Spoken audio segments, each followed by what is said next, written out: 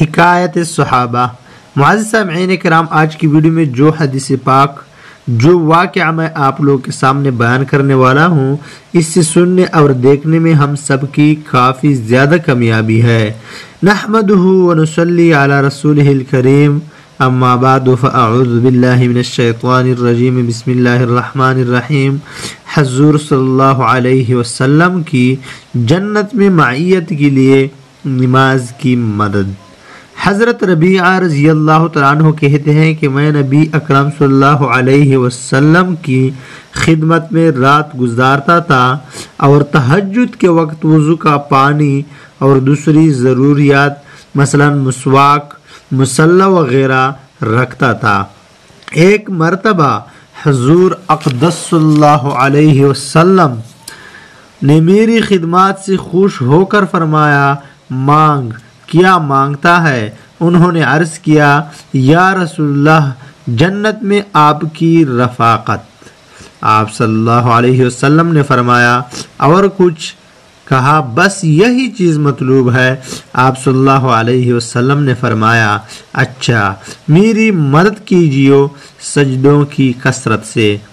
معزز سامعین کرام، فائدے میں لکھا ہے، اس میں تنبیہ ہے اس امر پر کہ صرف دعا پر بھروسہ کر کے نہ بیٹھنا چاہیے، بلکہ کچھ طلب اور عمل کی بھی ضرورت ہے، اور اعمال میں سب سے اہم اعمال نماز ہے کہ جتنی اس کی کثرت ہوگی اتنے ہی سجدے زیادہ ہوں گے۔ جو لوگ اس سہارے پر بیٹھتے رہتے ہیں کہ فلاں پیر فلاں بزرگ سے دعا کرائیں گے، سخت غلطی ہے۔ اللہ جل شانہ نے اس دنیا کو اسباب کے ساتھ چلایا ہے، اگرچہ بے اسباب ہر چیز پر قدرت ہے، اور قدرت کے اظہار کے واسطے کبھی ایسا بھی کر دیتے ہیں، لیکن عام عادت یہی ہے کہ دنیا کے کاروبار اسباب سے لگا رکھے ہیں۔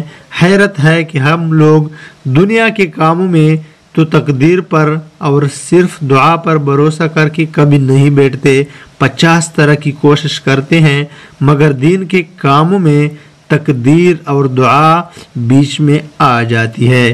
اس میں شک نہیں کہ اللہ والوں کی دعا نہایت اہم ہے، مگر حضور صلی اللہ علیہ وسلم نے بھی یہ ارشاد فرمایا کہ سجدوں کی کثرت سے میری دعا کی مدد کرنا۔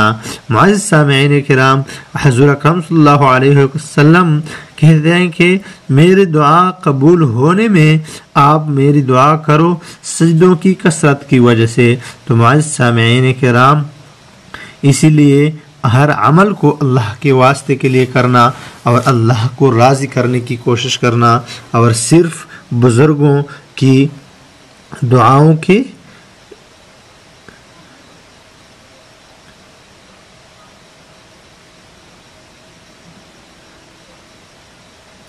امید پر خالی نہیں بیٹھنا۔